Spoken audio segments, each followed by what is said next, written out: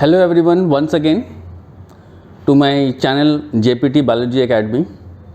Myself दिव्यांग तिवारी.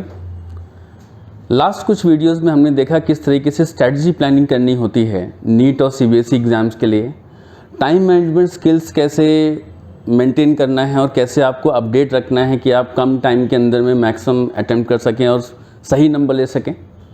फिर हमने ये देखा कि ओएमआर शीट और नीट के लिए जो पैटर्न में कैसे चेकिंग होती है उससे मैंने आपको बताया.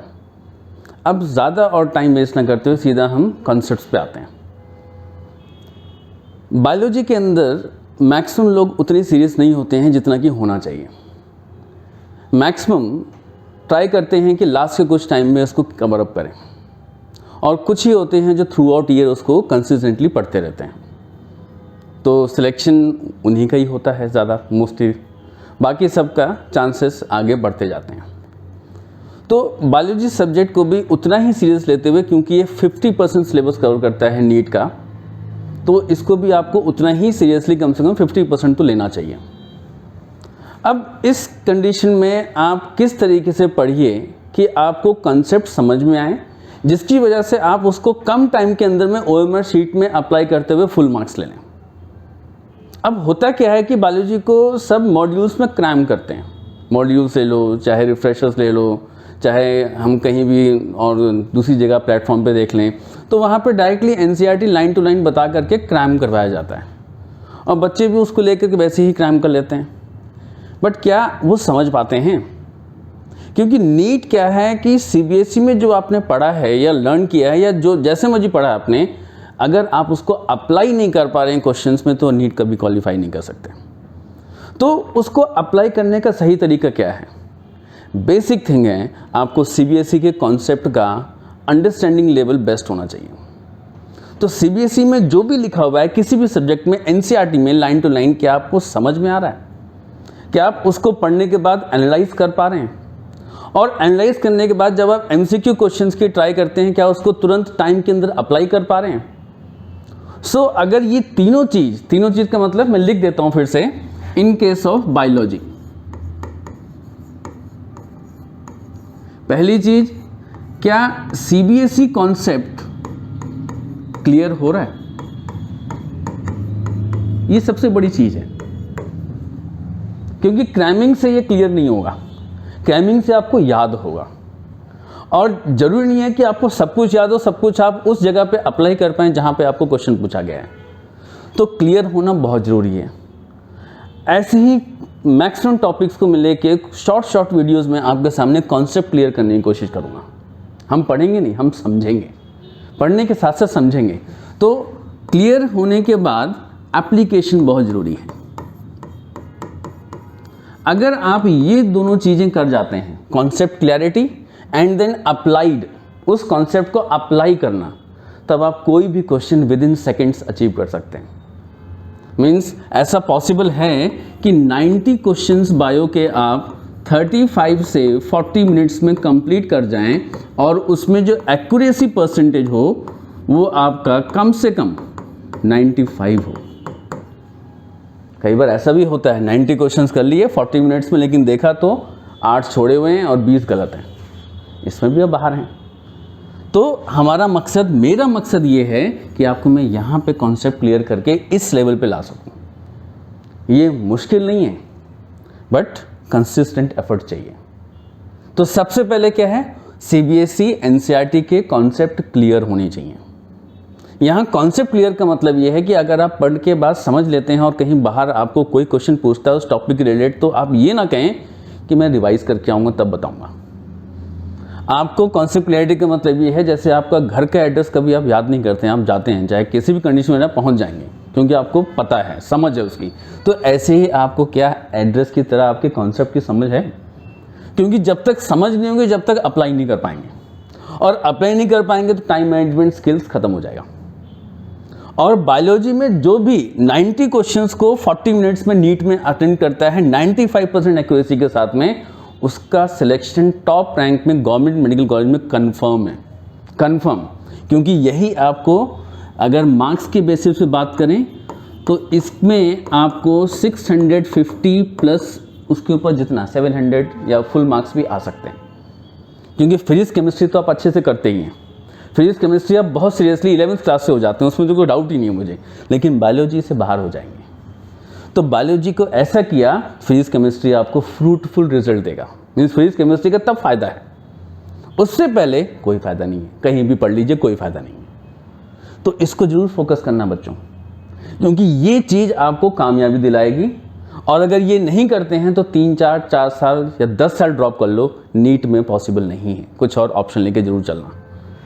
बायोलॉजी मेन है, बार बार कह रहा हूँ मैं, इसलिए नहीं कि बायोलॉजी पढ़ाता हूँ, इसलिए कि यही सही है।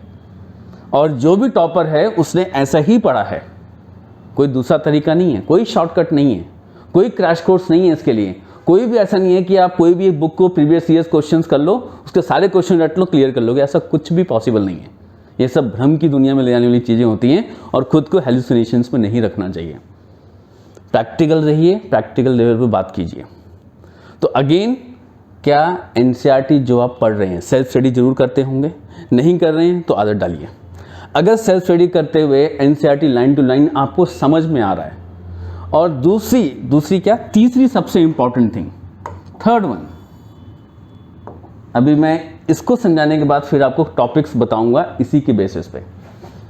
वो क्या है थर्ड पॉइंट, क्या आप अपने कॉन्सेप्ट्स को जो आपने पढ़ा है, क्लियर किया है और समझा है, उसको लिंक कर पा रहे हो? कॉन्सेप्ट लिंकिंग क्या आपको आ रही है? क्योंकि जो नीट में क्वेश्चंस होते हैं वो डायरेक्ट नहीं होते हैं, बहुत कम होते हैं डायरेक्ट क्वेश्चंस, वो घुमा फिरा के पूछे जाते हैं। और घुमा फिरा के मतलब आपको कॉन्सेप्ट लिंकिंग नहीं आती है तो घूम जाओगे, फिर क्या बोलोगे, ये तो आउट ऑफ सिलेबस है। क्यों? आपने उसको रटा है, आपने उसको समझा था ही नहीं, आपने सोचा जो मैंने पढ़ लिया उसको सीधे क्वेश्चन आंसर में ढूंढ लूँ, वो पॉसिबल नहीं है। डायरेक्ट क्वेश्चन आंसर से 15 से 20% आते हैं, उसके बेसिस पे नीट क्वालिफिकेशन क्या लोएस्ट लेवल पे क्वालिफाई नहीं कर पाओगे। तो पढ़ने के बाद में कॉन्सेप्ट लिंकिंग बहुत ज़रूरी है। और जब भी आप कोई भी क्वेश्चन, कोई भी टॉपिक पढ़ें, देखिए कोई भी topic irrespective of any subject, अब हम कंबाइंड की बात कर रहे हैं, कोई भी टॉपिक पढ़ें, उस टॉपिक के अंदर में पहले आपको आना चाहिए उसका डिटेल, मीन्स व्हाट, देन उसका दूसरा मीन्स उसके प्रॉस देखिए, प्रॉस मीन्स उसके जितने प्लस पॉइंट है सब देखो। फिर अगर वो टॉपिक आप उल्टे तरीके से लोगे तो कैसे लोगे, मीन्स कॉन्स देखना है, मैं हर तरीके से खंगालना है टॉपिक को, इस तरीके से कि जो भी क्वेश्चंस बेसिस पे आप घूम फिर के उसको immediately with in second apply कर दो। यही कामयाबी का अकेला सूत्र है, अकेला एग्जाम्पल यही ऐसे हो सकता है। तो let's talk about some important concepts जो कि बच्चे या तो छोड़ देते हैं या रट्टा मार के सोचते हैं कि हम ये तो क्वेश्चन आएगा तो कर ही लेंगे, बट जो मॉक टेस्ट सीरीज़ की प्रैक्टिस करते हैं तो क्या होता है, वो ऐसे क्वेश्चन या तो स्किप कर देते हैं या गेस करके रॉन्ग परसेंटेज अपनी बढ़ा लेते हैं। मैं बात कर रहा हूँ टॉपिक लाइक बायोमोलिक्यूल्स। बायोमोलिक्यूल्स, अब ये इंपॉर्टेंट क्यों है? मेरे पास जो बच्चे आते हैं अक्सर जो स्कूल में पढ़ते हैं, उनमें ये टॉपिक छुड़वा दिया जाता है, क्या बोल के कि ये तो आपने पहले पढ़ा होगा, ये केमिस्ट्री का है, बायो में उतना इंपॉर्टेंट नहीं है, 10th बेसिस पे पढ़ लो वही हो जाएगा, ऐसा सुनने में आता है। बच्चे भी सीरियस नहीं लेते। लेकिन अब देखिए कॉन्सेप्ट लिंकिंग क्या है। बायोमोलिक्यूल्स चैप्टर 9 क्लास 11th का है, ठीक है। केमिस्ट्री इन एवरीडे लाइफ एक चैप्टर है केमिस्ट्री का, केमिस्ट्री इन एवरीडे लाइफ, इसमें यही बायोमोलिक्यूल सेम पढ़ना है आपको। ये 12th क्लास की केमिस्ट्री है, 12th क्लास में ये है।